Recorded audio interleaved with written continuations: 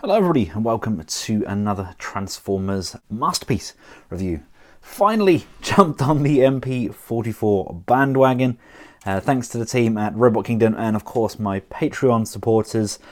We now have the MP-44 Cybertron Commander Convoy version 3 in hand.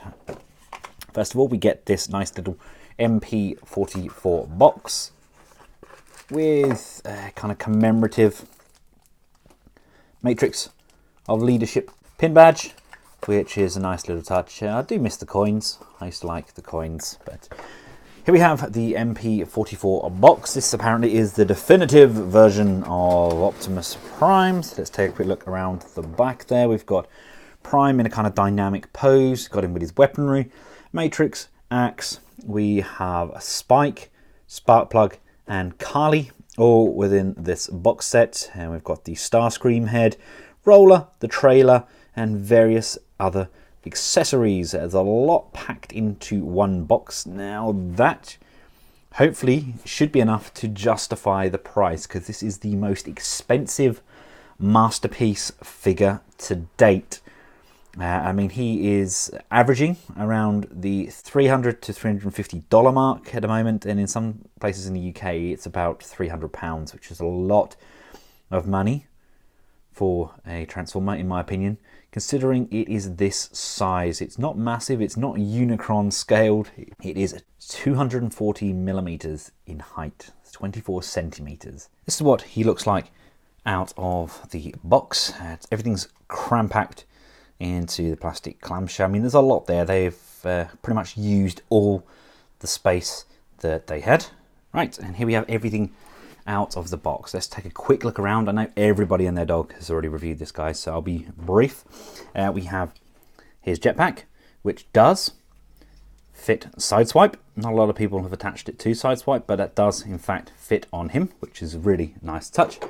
We have his rifle. Again, probably the most animation accurate that we've got from them.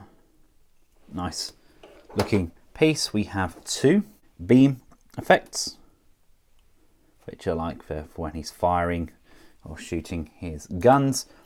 We have the Starscream accessories for when Starscream is posing as Prime. Just slots in, and that's a really nice Starscream head sculpt.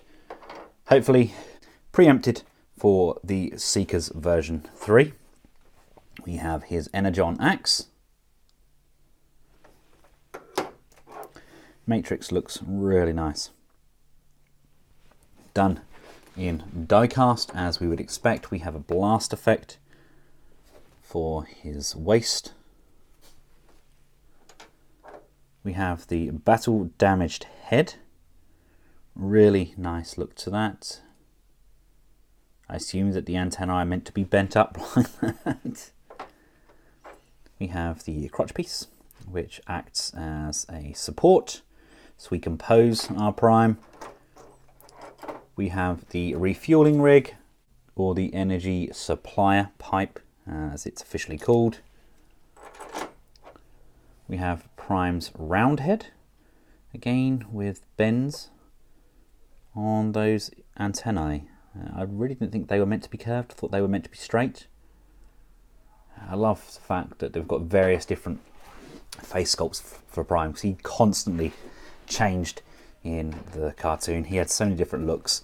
We have Roller, not vastly different really to the MP10 release, albeit we do have a little engine bay there, which will have the ability to switch this up at the back. We have the removable anti-aircraft gun, which is all part and parcel of the repair bay as well.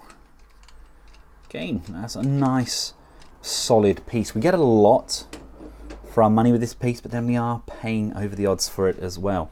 Unfortunately, in my opinion, Takara and Hasbro still can't do figures very well. I mean, she stands better than what the Dr. Wu Kali does, but still very, very fragile.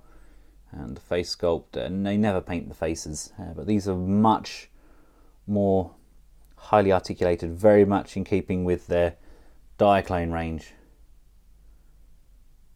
We get Carly, and of course we get Spike, who looks really, really gaunt, and Sparkplug, who looks a bit like James Corden. Well, there we go. They have the magnets on the back, and they are very highly articulated for their size, but it just doesn't look very natural. I just don't like that kind of hunch on those shoulders. We get Prime's trailer, again done in that kind of more cartoon look, minus the silver, keeping it very kind of simplified. And then of course we get Prime as well, and we get this kind of plastic film which is all wrapped on the inside. I just want to just untab this front piece. This is just going to pull backwards, and just untab like so. That way we can pull the arms out and get all of this extra kind of film out from the inside. And we also get some on the inside there protecting Prime's head as well, but I'll get to that when we get him transformed up. But there we go. Now there is storage on the back here for Prime's gun, which we can use by folding the gun in half, flicking the handle up, which we can just access by sliding that down like so. So that can just tab in there. We've got a trailer hitch here. It's obviously Prime's trailer can of course attach. I love how he looks in his vehicle mode. It's a nice look for Prime, but why did we go for that kind of animation look but then have real headlights? If you look at some of the animation stills, he had like really big squared headlamps at the front there, which weren't realistic. So I'm not really sure why they've kind of gone half and half. Maybe it's the design only had certain source material to look at. I don't know. I don't know. But you'd think with a figure like this, they would get it absolutely spot on. If, like me, you're not a huge fan of accessories, you normally put them away. They do have a nice storage option here. Basically, we get the option to just slide this bay out from the underside of the trailer. And we have various different pegging points here. We have, for example, a slot here for the heads. So we can just pop those in like so, which for me is probably what would have ended up happening. I always end up putting the accessories in the box.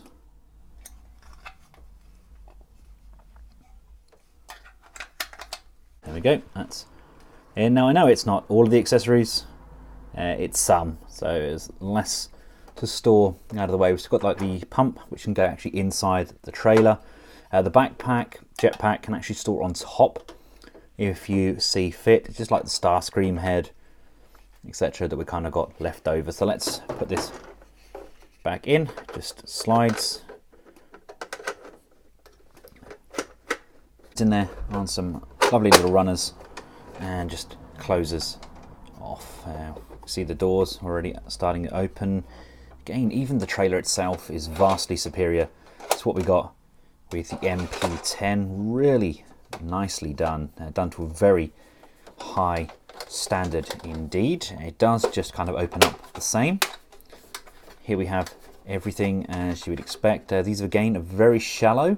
It's not really a great deal of room for our Diaclone figures to kind of sit down. They don't look very natural at all, but hey, beggars cannot be choosers. Now our tack station, these wheels just fold down and fold down, and this here is going to slide in.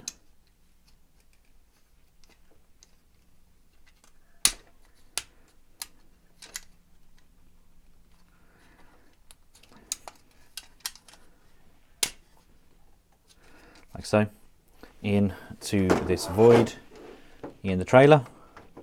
And this can actually tow, can all be attached to the front along with roller as well. There's loads of different options there. Highly recommend you all reading your instruction booklets, because loads and loads of information is given away. I love the fact we've got this launch bay here as well, really reminiscent of the original toy as well, where you used to have a launch roller out. See, that's looking much better, isn't it? I think pretty much all we're missing really is actual firing missiles, and I think they've kind of done away with that over the years. Health and safety has kind of crept in there, but we do have some peg-in ports for the fuel.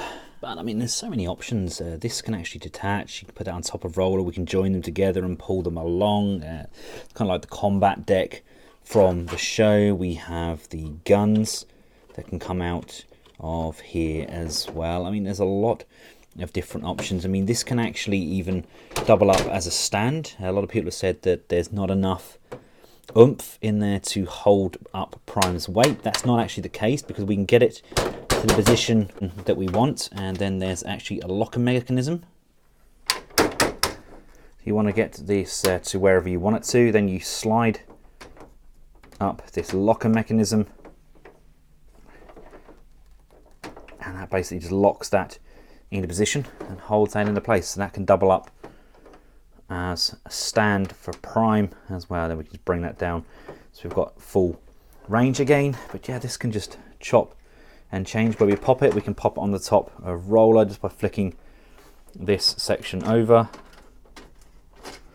like so, and we have his little tab here, so it's now kind of fully compatible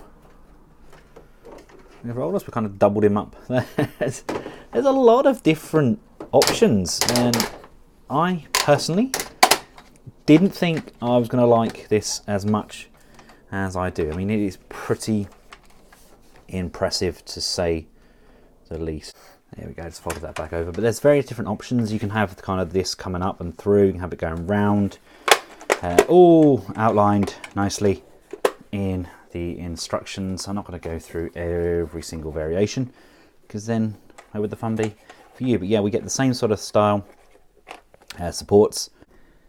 These are kind of almost hydraulic, so as this moves, these push down, so everything stabilizes out, and the overall look and feel is second to none. Here he is in his vehicle mode with the trailer attached. There do have doors here we can open up. We can put our drivers in if you see fit. If you do have the gun attached on the back here, it does kind of hinder that rotation slightly on the fifth wheel, but everything still rolls and looks exceptionally well done. I just can't help but feel that maybe the vehicle still looks a little bit panel for me, even though everything's kind of closed off quite nicely. Still lots of kind of visible hinges. And I mean, this back section here, that's not an attractive flatbed, is it? You know, that's not an attractive back to a truck. I mean, all we really need on a truck is a fifth wheel. I think something like the TE Prime did the truck mode better, in my opinion. I think considering how the bot mode looks, maybe they had to compromise somewhere. And seeing as most people would display the truck with the trailer, or the cab with the trailer, then maybe that's why they decided to compromise on that bed. Right, now to save me chopping and changing loads of Transformers, I do have a Magic Square and I do have a TE, but I'll take a picture of those and I'll include a collage just at the end comparing the truck modes. It saves me having to transform them all up, because at the moment they are currently in robot mode. But I mean, as far as truck modes go, it's not terrible. It's just not the most tidy. You know, I think I've put that back together right. I've only transformed him twice. I think that's all in. I mean, in essence, that is the top of the bed, and it's not it's not amazing. But the front, albeit apart from me wanting these kind of square lamps here, the front is good. Right now, as gorgeous as this all is, let's get him transformed. Right, our first step is to untab the gun. Just slide that back out of its holster section. Push your mirrors in on both sides, and remember how I got that film out earlier on? You want to just untab from the top here. There is a space to get a nail or one of those squidgy things that people seem to be using all the time now. You want to untab this here, Take a look at this section. There's a hinge here. This means this is going to rotate down, and from here, with this section down, this piece here is on a hinge. That's going to rock and rotate over like so. This piece here needs to fold like this. This is going to come up, and that's going to come all the way over like this.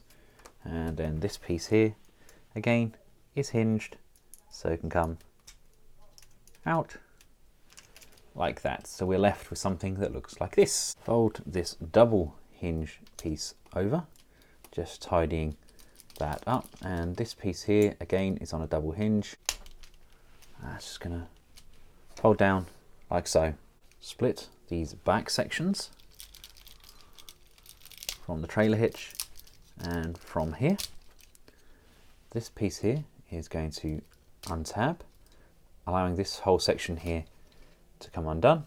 All right, let's just tackle these legs there. You want to rotate this piece here first.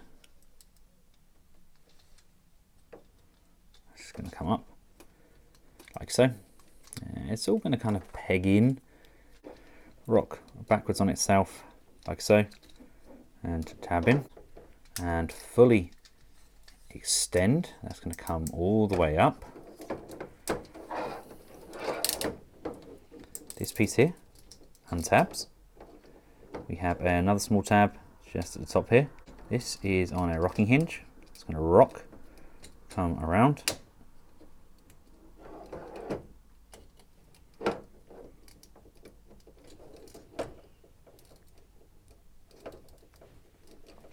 And that just rocks over like so.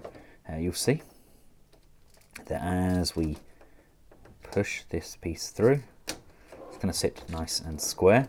This is going to rock up, and there's a tongue and groove section here that'll push, locate, and that's going to be the kind of area that our legs go to. We've got a lot going on down here. These lift up like so. This here is going to rotate around. This piece comes out. This is all going to form part and parcel of the back of the leg. Move this piece backwards, bring the foot down, rotate this piece, slide that up. That's going to form part of the foot. This piece here is going to come out. This is then going to rock up onto this hinge here. This comes up. This lines up nicely. Twist this piece here. This top panel is going to rock. And this here is all going to go inside the leg. So this is going to rotate up and round. These are going to push and tab in. This is then going to come in. I just like to lift this piece up so just so it's out of the way. And this will slide in.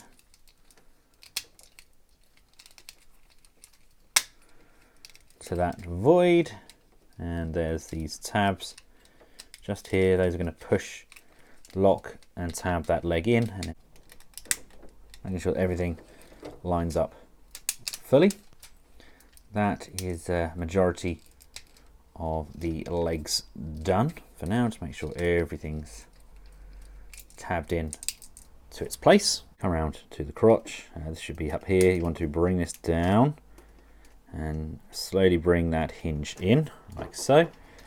Come around to the front of Prime, and you want to just flip this tab upwards like so, and then grabbing the underside of this bumper piece, this is going to disengage like so.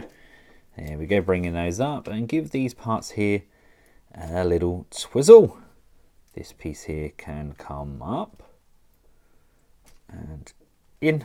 We can then fold in this shiny chrome bling, bring that in. This is going to come up. We can then bring these arm pieces out like so. These are going to extend.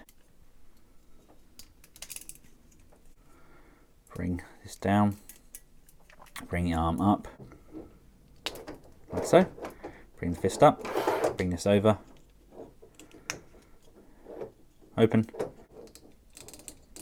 that down. Very, very intuitive. Very impressed with what they've done there. And we just bring the fist around. That's really nice. Again, with this side, so just bring this piece here, bring the fist around. The hinge is going to come up, work its way up and over, and then this piece here comes down. Rotate the fist, slide that down, rotate that to lock down, slide the bicep out of the groove, bring that up to fill in the bicep, and really starting to kind of come together now. These tabs kind of instantly disengage. Open up these windows like so, come around to the crotch section. The crotch is latched over this joint like so. That's going to lift up and allow us to bring this joint all the way up on this lovely big hinge. These are joined together. You want to separate them like so. This is going to slide down. That now frees up this area here. This is going to tilt. These are going to slide in behind, and then this is going to then slide upwards, and this will then tilt up. This is going to unplug, and this piece just pushes down like so. This back panel is going to come out like so, and that will just open up, and we've got all of this space now that we've freed this up, so we can actually push the head up and through like so, and there we go. There is our big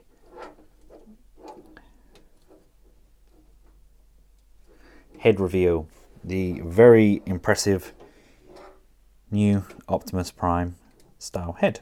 Come around to the back of Prime and just make sure that these sections here are clear. You want to fold this piece up.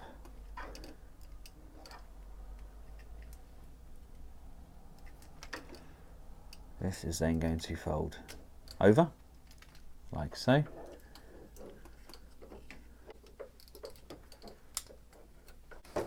These panels here come up to the side.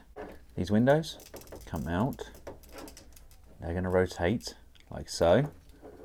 Now allows there to be more than enough room on the side here for these sections. This is then going to come up like so, and this is the part here that houses the matrix. That can just slide inside that void, and we can just close the chest off. Come around to these side panels, make sure the legs are facing downwards. This hip skirt comes down, this one comes down, and this here is going to come down and collapse like so. We can then rock this joint back down, and this back panel here is going to ratchet up and push and tab in to position. And just a matter of straightening everything out, making sure all of these are tabbed in as they should be. If we have a small gap just under here, just make sure you give this a little bit of a compression. And there we go. Oh.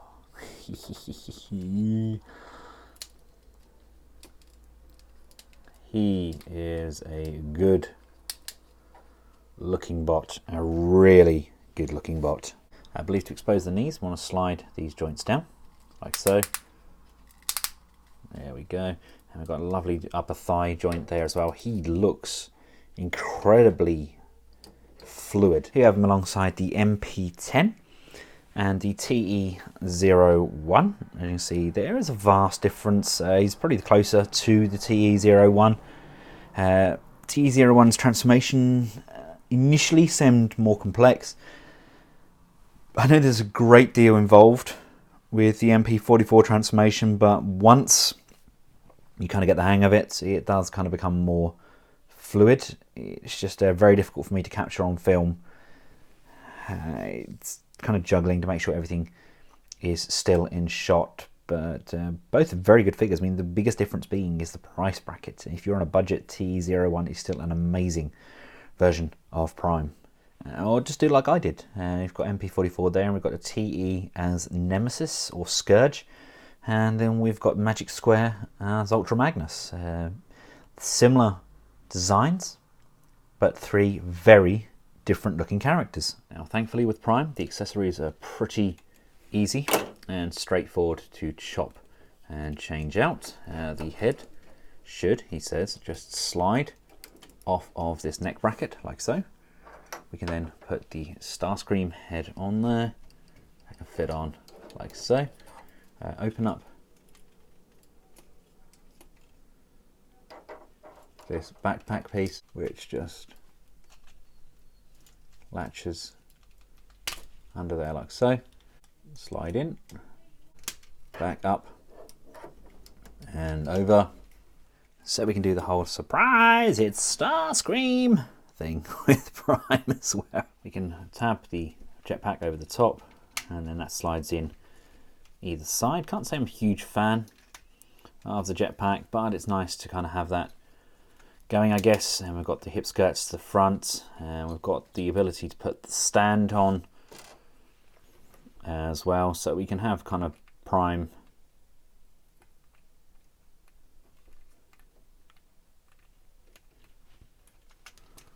flying through the sky. You know, that's not bad. I kind of like that idea. He's just so dynamic, and I mean like crazy dynamic. He's got so much going for him.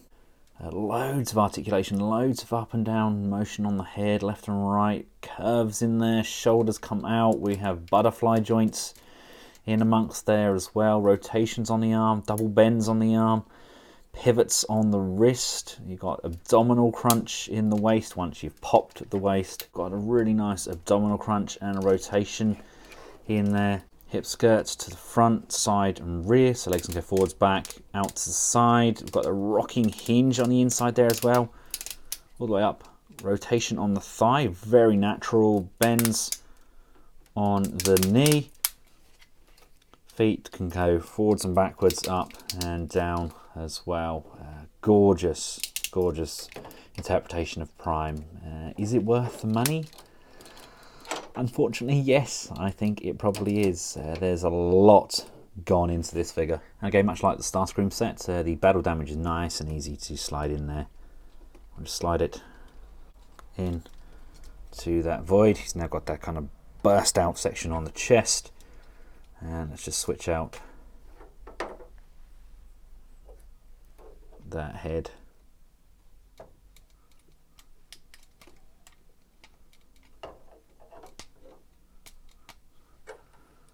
For that battle damage look as well. Absolutely adore that. And he can hold his wounds as well. Get out of the way, Hot Rod.